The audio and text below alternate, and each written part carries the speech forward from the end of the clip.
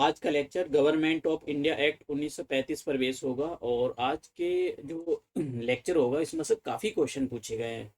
आयोग ना मतलब इसमें से काफ़ी क्वेश्चन बनते भी हैं, यूपीएससी के लिए भी बनते हैं, और जो पब्लिक सर्विस कमीशन होते हैं स्टेट लेवल पर उनसे भी बहुत क्वेश्चन बनते हैं। तो और लास्ट में हम देखेंगे कुछ क्वेश्चन, देखेंगे किस टाइप के क्वेश्चन पूछे गए हैं और कुछ कैसे पूछे जा सकते हैं। तो सबसे पहले हम इस एक्ट के बारे में जानते हैं कि इसके जो प्रोविजन थे वो क्या क्या थे। इस एक्ट का एक सबसे इम्पोर्टेंट प्रोविजन ये था कि इसने ऑल इंडिया फेडरेशन इस्टेब्लिश किया। ऑल इंडिया फेडरेशन का मतलब क्या होता है, जैसे आज का फेडरेशन अगर दिया जाए तो इंडिया के अंदर जो फेडरेशन है, तो आपने देखा होगा सेंटर होगा एक साइड और नीचे क्या होंगे, स्टेट होंगे, स्टेट वन टू, जैसे यूपी, एमपी और एचपी हिमाचल प्रदेश। तो ये क्या है, ये आपस में मिलते हैं और एक फेडरेशन बनाते हैं, एक कॉरपोरेशन बनाते हैं इंडिया की यूनिटी के लिए, इंडिया की सॉवरनिटी के लिए, इंडिया को मजबूत करने के लिए। और इनको हर एक को अपने स्फीयर में पावर दी गई अलग अलग। तो इन्होंने एक ऐसा फेडरेशन बनाया। हालांकि ये फेडरेशन जो है एग्जिस्टेंस में नहीं आया था, लेकिन इन्होंने इस फेडरेशन को बनाया। क्वेश्चन पूछा गया था कि भाई किसके अंदर ऑल इंडिया फेडरेशन बनाया गया था। फिर उसके बाद में क्या हुआ, फिर इसके बाद में क्या हुआ कि जो इस एक्ट ने क्या किया, जैसे आज का जो, अगर आपने देखा होगा 7 शेड्यूल, कॉन्स्टिट्यूशन के अंदर 7 शेड्यूल है, तो उस शेड्यूल ने क्या किया, लिस्ट बना रखी है, 3 लिस्ट बना रखी है। एक तो सेंट्रल लिस्ट, एक स्टेट लिस्ट और एक कॉन्करेंट लिस्ट। इसके अंदर कुछ आर्टिकल होंगे जिसके अंदर सेंटर जो है लॉ बनाती है, स्टेट के अंदर कुछ आइटम्स होंगे इसके अंदर जिन सब्जेक्ट पर जो स्टेट लॉ बनाता है, कॉन्करेंट लिस्ट के अंदर दोनों लॉ बनाते हैं। और एक और होता है रेसिड्यूटी पावर। ये ऐसी पावर होती है जो, मतलब रेसिड्यूटी सब्जेक्ट ऐसे सब्जेक्ट होते हैं जो तीनों लिस्ट में किसी के पास ना हो, तो फिर इनको कौन कानून बनाएगा, इसमें आज की डेट में पार्लियामेंट बनाती है। लेकिन ये जो रेसिड्यूटी पावर थी उस टाइम तो वायसरो के पास थी, वायसरो के पास थी। तो ऐसे सब्जेक्ट बना दिए गए। उन्होंने क्या किया कि जो वर्क था, जो वर्क था उसको डिवाइड कर दिया गया। ठीक है, रेसिड्यूटी पावर जो है हमारे पास ये, अब ये पॉइंट देखो, रेसिड्यूटी पावर इसको दी गई, वायसरो को दी गई।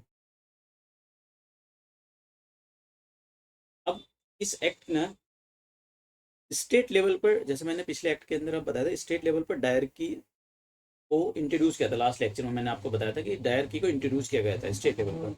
लेकिन इस एक्ट के अंदर स्टेट लेवल पर डायरकी को खत्म कर दिया गया था और सेंट्रल लेवल पर इंट्रोड्यूस किया गया था। तो ये तो काफ़ी इंपॉर्टेंट पॉइंट हो गया था कि, मतलब इंपॉर्टेंट प्रोविजन था कि जो सेंटर होती है, सेंट्रल लेवल पर तो इन्होंने डायरकी को इंट्रोड्यूस कर दिया, लेकिन स्टेट लेवल पर हटा दिया। और स्टेट लेवल पर इन्होंने क्या किया, तो ऑटोनॉमी दे दी, मतलब थोड़ी सी मतलब कि फ्रीडम दे दी, भाई आप ये अपनी स्फीयर में अच्छे से काम कर सकते हो, कोई इंटरफेयर नहीं करेगा।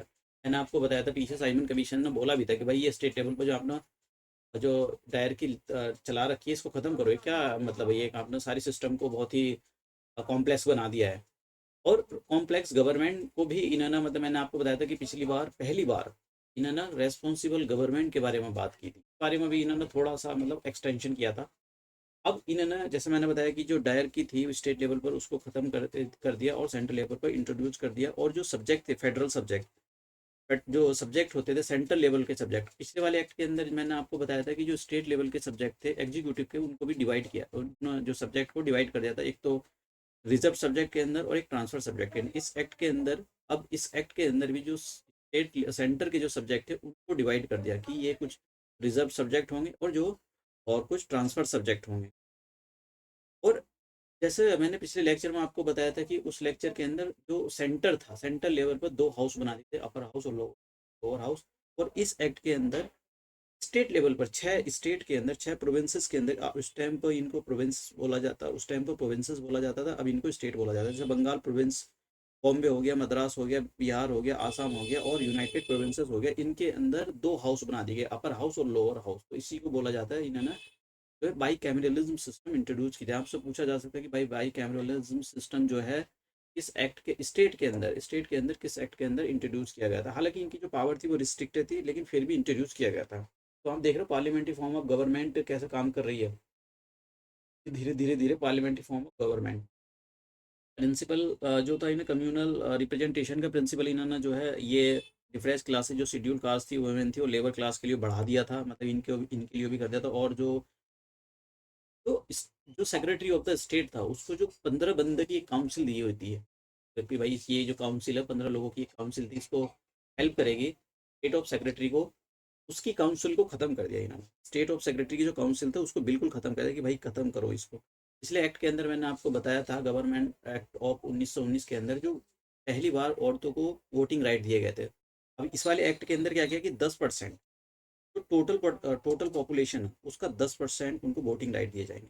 आप समझ रहे हो, मतलब धीरे धीरे हमारे यहाँ पर एक वोटिंग राइट भी इंट्रोड्यूस किया जा रहा है आम जनता के लिए भी। और आज का आप देख सकते हो कि जो सेंट्रल बैंक है हमारा, वो इस एक्ट के अंदर बनाया गया था। ठीक है, establishment of the reserve bank of India, जो रिजर्व बैंक ऑफ इंडिया है उसको इस एक्ट के अंदर बनाया गया था।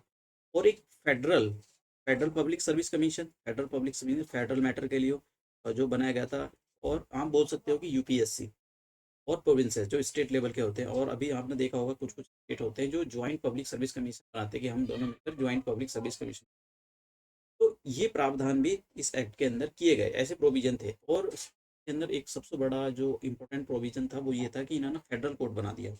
फेडरल कोड बनाया गया और इसका जो पहला चीफ जस्टिस था, ये क्वेश्चन काफ़ी इंपॉर्टेंट है कि आया हुआ भी है और एग्जाम में पूछा जा सकता है।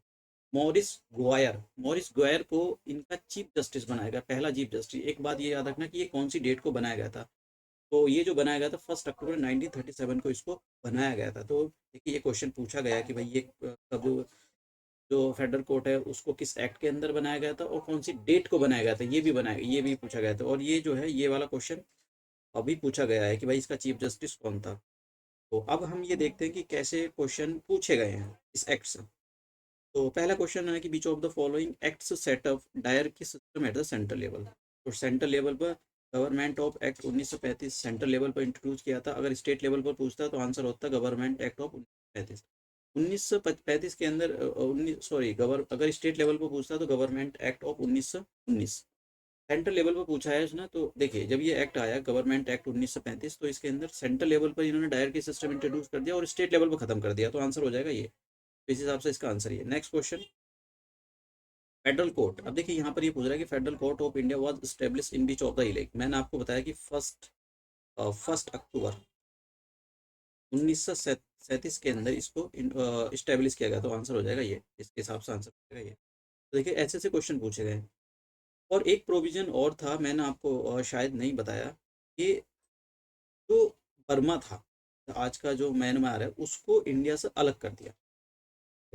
उसको इंडिया से अलग कर दिया। तो ये मतलब एक काफ़ी इंपॉर्टेंट पॉइंट है। आप गया देखो, आप देख सकते हो क्वेश्चन कि किस एक्ट के अंदर बर्मा को इंडिया से अलग किया गया था। तो गवर्नमेंट एक्ट 1935 के अंदर अलग कर दिया गया था। नहीं करना चाहिए था, इंडिया के पार्ट होना चाहिए। क्या दिक्कत। फिर इसमें से अब गवर्नमेंट ऑफ इंडिया एक्ट का फीचर, मतलब ये कह रहा है कि कौन सा इनमें से फीचर नहीं है।